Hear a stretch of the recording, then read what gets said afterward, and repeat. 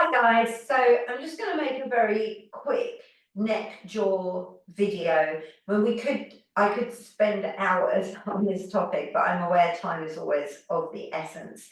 So in this video, we're going to aim to have a look at the alignment of the jaw and just give you a very simple practice to play with, and maybe some hints and tips onto how to help the side that's a little more sticky. We're also going to look at a breathing practice that might help the neck to move more freely. And then oftentimes the practice that we're going to play with is really helpful for stiff and sticky shoulders. And then indirectly, all of this can be really helpful for any kind of hip and lower back pain. So without any more ado, I'm going to have you lie on the floor. If you find it really difficult to lie on your back with your head flat on the floor, find a thinnish paperback book, and you would have to be paperback, but a thinnish book for your head to lie on. I would avoid anything big because potentially you're going to thrust everything forward and potentially you already have that head position and we don't want to make it worse. Okay, when you lie on your back, place yourself with very comfortably bent knees, trying to just get a sense that you've got about a 2-fist distance between the knees, between the feet. And once you are here, you're going to take your first and middle fingers, go under your chin, and if you press up slightly, you'll find your jawbone.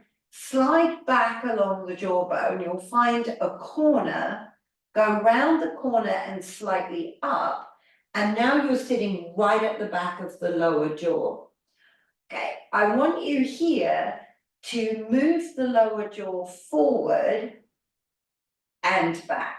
So I'm taking my bottom teeth and moving them in front of my front teeth and bringing it back. Now, if you have TMJ, kind of a very clunky, clicky jaw, or one that locks up, please go gently with this. There should be nothing forceful about this at all. But the first thing I want you to begin to notice is whether one side moves very differently to the other side. So in my life, I've had a whiplash on the right side, a couple of concussions on that side. This side of the jaw does not move as freely, but I also have a pelvis that's a little bit twisted toward the right.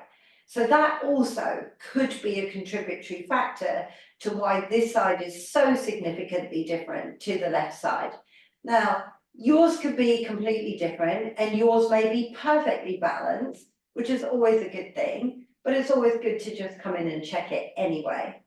So if you're noticing that one side goes more quickly, or it goes further, or your whole jaw feels like it goes sideways and then goes forward, then we have some work to do. And actually, the corrective exercise is the same as the assessment. So you're going to continue to play with this to see whether you could get that stiffer, slower, more stuck side to move first and bring the enthusiastic side in later.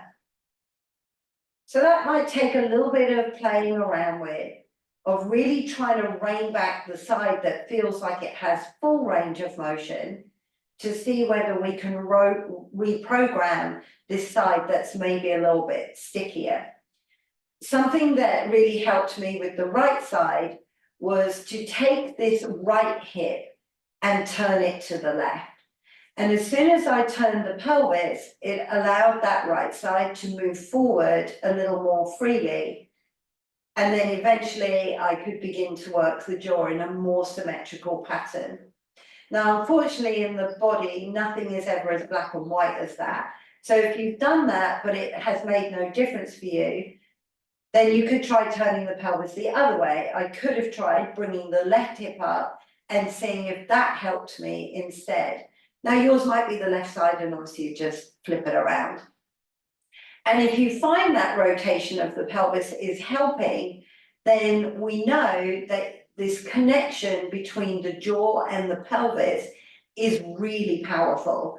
and just now beginning to alter where the pelvis is sitting can create a big change up here, which means your head, your neck is going to sit very differently, your shoulders are going to interact very differently.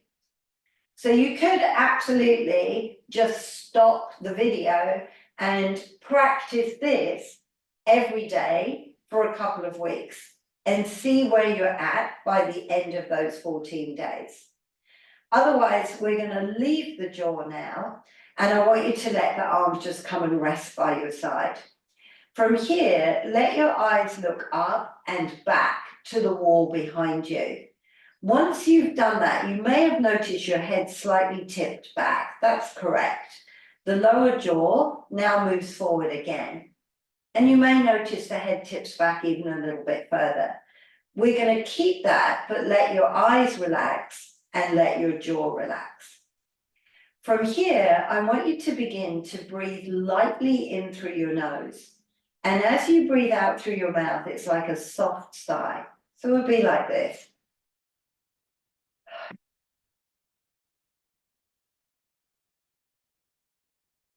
As you breathe in, I want you to think of it like a gentle breeze. It comes in so quietly, so easily, that all the hairs in the nose are barely disturbed.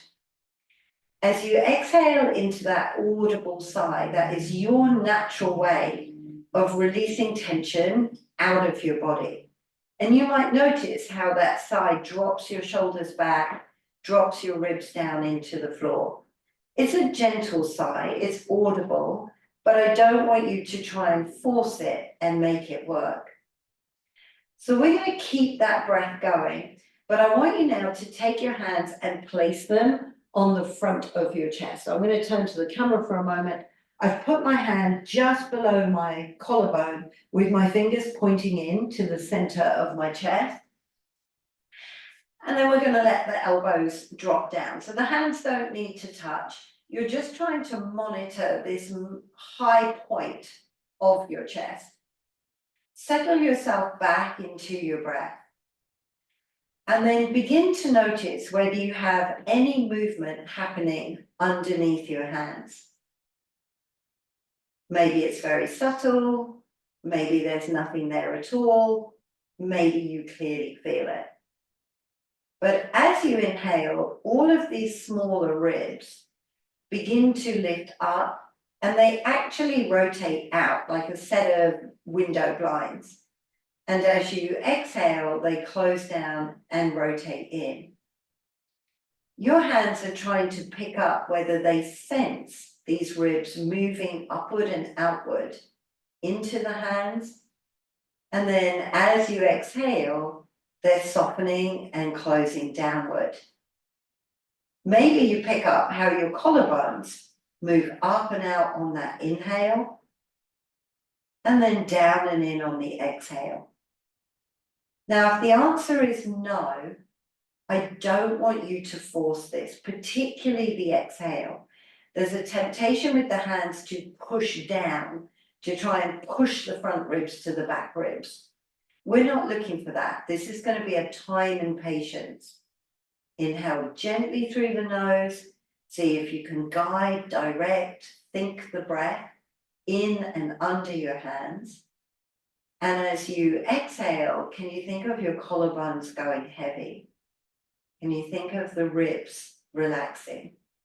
Can you use your audible sigh to let any tension here begin to drop away?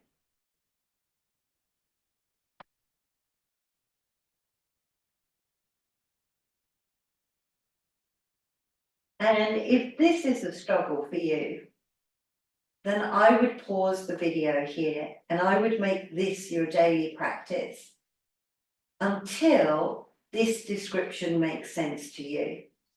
That as you breathe in, it's almost like two domes expanding right back to the thumb pad, the heel of my hand. I can feel the ribs opening up on that inhale and softening down on the exhale. I have a clear sense that the collarbones are being risen up by the inhale And then they almost just cascade down on the exhale. But if you feel like you have that breath, you're going to leave your left hand where it is and bring your right arm to the ceiling, where your palm is facing in toward the center of your body. On that in breath, send your right arm toward the ceiling as you let your head roll to the left. And on the exhale, let it all come back. Let's focus just on that a couple of times. As I breathe in, the right arm goes toward the ceiling, my head turns to the left. And as I exhale, the arm comes home, the head comes home. Inhale, up and turn. Exhale, down and home. Now on the right arm, how relaxed can you make your elbow? How soft can you make your wrist? Although this arm has to be up, what's the least amount of muscle you can give me? Now, as you inhale and reach the arm up, I want you to imagine I have hold of your arm. It's me that's taking the arm up. You're really having to use no muscle, which isn't strictly speaking true, but the least you can give me. And exhaling as it relaxes down. As I inhale, my head turn is almost like my head just lolling over toward that left side. There's no effort, there's no end goal that I'm trying to get to. I just want the easiest, laziest movement that I can possibly get. And when you come back this time, let's change the hands over. So left arm comes up. Maybe you just stay here for a moment. You reset your breath in through the nose. Soft, gentle, audible sigh through the mouth. And then on the inhale, as the arm goes up, the head turns. And on the exhale, everything comes back. And then right away, how is this side compared to the other? Is there one side that immediately can figure out this whole idea of a relaxed hand, a soft wrist, a lazy elbow? One side that is completely happy to let any major muscular effort go. It can still find the movement, but it doesn't need to try hard.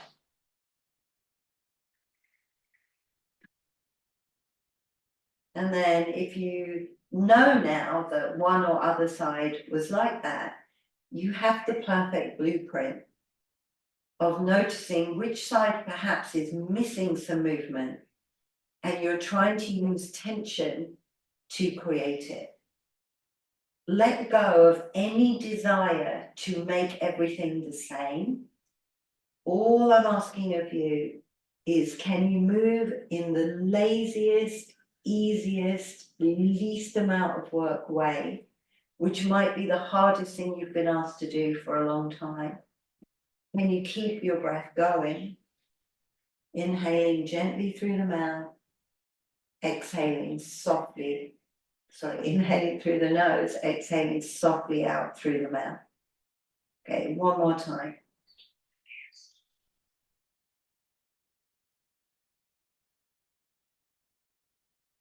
And then when you come back, let your arms relax by your side for a moment.